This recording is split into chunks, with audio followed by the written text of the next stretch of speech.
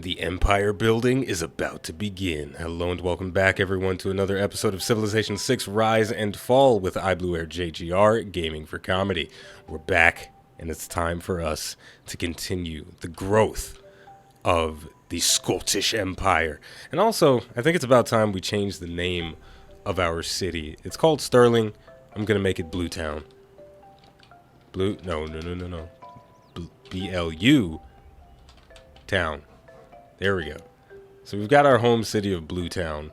But if I'm being totally honest, Bluetown is looking kind of disappointing because it's the only city that we have. And that kind of sucks for a number of reasons. Because we're playing on Diety, the AI starts with like 5 settlers each. And that means they've already got a bunch of cities out. And I'm just sitting here with my one.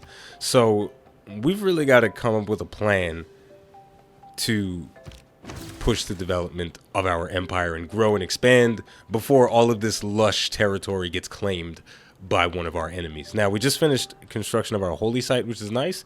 So we've officially begun work on recruiting a great prophet so we can make a religion. And we triggered the inspiration for state workforce by building that district. Now, here's where things get really interesting. I'm going to build a granary as my next building because this is going to increase our food by 1 and give us 2 extra housing. Because as of right now, our city does not have enough food to grow at all. So we're going to be stuck at 3 population forever until we get an additional food source. And the granary is going to provide that for us. And to make matters worse, I would like to change my population to work more fields that give production. But if I do that, then people are going to start starving to death. So we've got to make sure that that doesn't happen and put the people... The configuration that we have currently, we can't change from it. This is the most optimal configuration for our current status. So there's not much we can do with that. But what we can do is move our slinger into position here so that he can throw a pebble at this barbarian scout that's just kind of lost and confused. It's a little sad that he doesn't seem to have anywhere to go. There is another barbarian scout creeping up on our land, so I'm going to send my scout over there. Also, I'm going to send my scout over to the Dutch Empire for Wilhelmina, so we can hopefully send her a trade route next. And ideally, we'll start trading with her and maybe get some food as well. So that'll all be pretty nice. Now, last thing I'll do is I'm going to set this warrior to auto path onto the path with my trade route and just make sure it stays well without the fog of war, so that we know if there are any barbarians, blah, blah, blah, and we'll be nice and safe. And also, okay, so Macedonia just declared war on Brussels. Their starting city is way over here, and Brussels is basically on the other side of the world. So I'm a little bit worried that Macedon has created a wave of destruction, and it is sweeping across the land. But I feel like I'm getting ahead of myself by worrying about that, so I won't think too much of it at the moment. I'll just focus on the here and now. It's a little bit scary. We did just get a promotion for our slinger, so that is going to be beneficial. So once we get archers, then they'll be pretty strong right off the bat. Maybe we'll be able to take a city or 2. But man, there's so much to keep track of with Civilization. The more I play, the more I remember how easy it is to let things slip through the cracks. Without craftsmanship, inspiration is a mere reed shaken in the wind. Because as soon as your cities start to grow and as soon as you start getting more and more cities and more stuff to do, it becomes very easy to get completely sidetracked and completely forget about the minutia of things. And I think this is a pretty good example of forgetting about the minutia. So I think it was an episode ago I was talking about wanting to finish the early empire research, which will give us access to a 50% increase of production towards settlers. But I also would like to see what the whole governor business is all about. And it'll be 19 turns until we finish state workforce. It's already been boosted. It seems like a good thing to do. I'm gonna go for it. So in 19 turns, we're gonna start seeing more of the new Rise and Fall content. I'm very curious as to what having a governor would do for our cities. So there we go. 19 turns later, we're gonna have some government stuff to do. Hopefully, it's not as bad as actual government. But that right there is something that I could have completely forgotten about. I could have completely forgotten that that Settlor Production thing was a thing that I was going for if I wasn't being very diligent. But I'm on my game right now. I'm really about my business. I guess I'll tell you a little story. I was in Starbucks a couple days ago, and I think this kind of relates to what we were just talking about. There was a guy sitting down, and he was eating something. Maybe it was like a Twinkie or what, some kind of pastry that they have at Starbucks. They don't sell Twinkies at Starbucks, but it was some kind of pastry, and it looked like a Twinkie. And he was eating it. He was really enjoying it. I think he was on his lunch break. I think he actually worked in the Starbucks, and somebody walks up to him. It was an attractive girl. She walks up to him, and she says, "Excuse me, is this seat taken?" And he didn't budge. He kept his eyes laser focused on the Twinkie.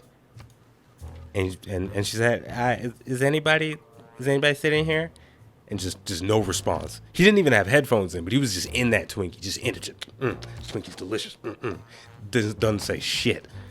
And she eventually just sits down, because that's what you do. If somebody doesn't claim that a seat is taken after a certain amount of attempts at asking them, the seat's obviously not taken. You just sit down. If they say something about it, you slap them because they weren't paying attention. That's just how that stuff works. But the point in all this is you can't be oblivious to the things that are going on in your civilization, much like you shouldn't be oblivious to the things that are going on around you in the real world.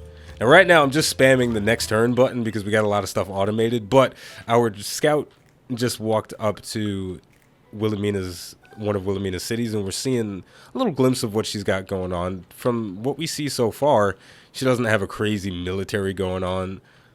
It looks like there's a big shoreline, though, right here. So I was expecting just a big landmass, but I did turn the water levels up to very high, so I shouldn't be too surprised by this. But this is very, very fascinating. We got a big mountain range separating us, which I do like. It makes me feel a little bit safer. This is really the only way for the enemies to come to us.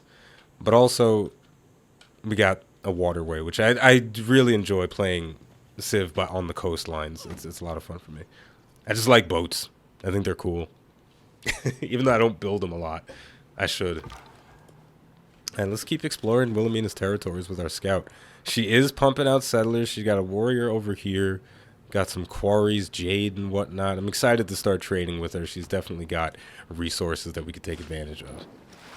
Oh, seems like she is having a little bit of a brawl going on here. Wait a second. Oh, no, it's just barbarians. I thought she might have been fighting with a city-state. I might have had to crack my knuckles and get ready to start the Scottish I'll come up with something cool later, don't worry. Because one thing that I do want to try to attempt throughout this playthrough is to make use of the play style of Scotland as much as possible. So again, they get bonuses when they declare war, a war of liberation, I believe is what it is. Yeah, declaring a war of liberation, we get extra production towards military units. And I want to take advantage of that, so I'm kind of hoping that Trajan just loses his fucking mind and tries to take all of the city-states so I can go to war and see how well I can fight. But the downside, though, is that I don't get my unique unit until really late in the game.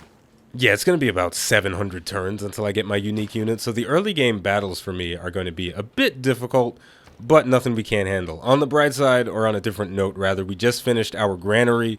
It is still going to be 84 turns until we gain another population, but now that we are gaining an extra 1 food per turn because of the granary that's been installed, I can switch off of this farm and switch over to these trees that are giving us a ton of production, or I could switch over to this luxury resource, which is giving us a little bit less production, but it's giving us extra science, which will very slightly speed up our research. So I think I'm going to do that because research is very important. I would like to get some archery going. Currency is always a nice thing as well. There's a ton of really nice things. But yeah, archery I think is going to be the most important thing. On the off chance that someone does declare war on us, having a couple of archers to defend the city would be fantastic. So we're going to go animal husbandry. That's going to allow us to build pastures and camps on top of these sheep and whatnot.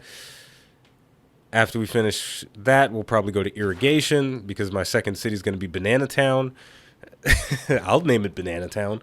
Say I won't name it Banana Town. Matter of fact, you know what we're going to do?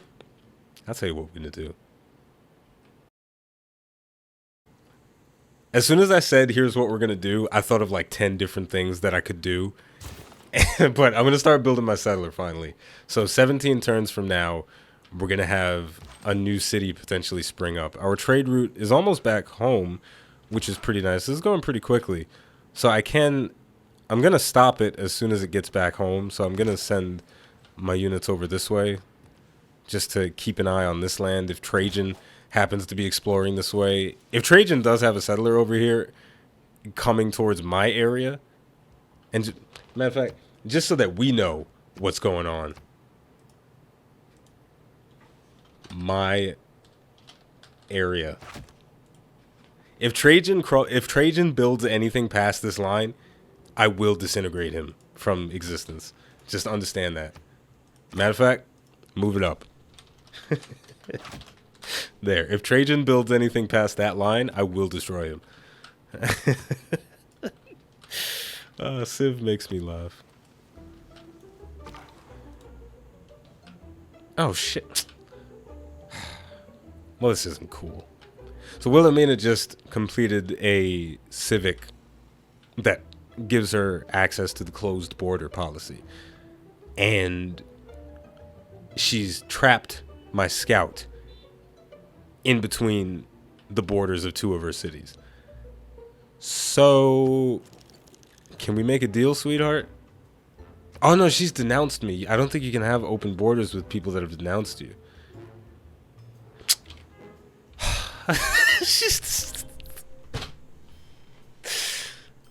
So what am I supposed to do with that? Well, I guess my scout's done. All right, well, look. We've run into a little bit of a snag. It's a little bit weird what's going on right now, but I think what we're going to do is we're going to fortify our military forces in this area, just let them chill there. And we're going to end up clicking next turn a lot. I kind of forgot that this trade route was going to repeat itself. So I should reposition my soldiers back along the line. Oh, and to make matters worse, Wilhelmina can't control her barbarians, and there's an archer within her borders sniping at my scout. So he's going to probably die. He did get a promotion, though, so I'll use it to heal him in the future. I'm going to keep him fortified, not going to touch him. Let's see if he survives.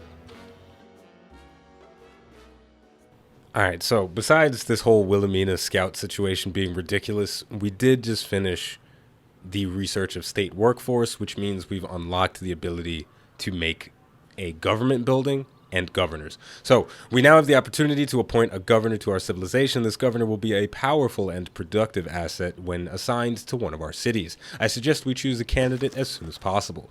There's a lot of stuff to read, and I should probably read it because I know absolutely nothing about the governor system.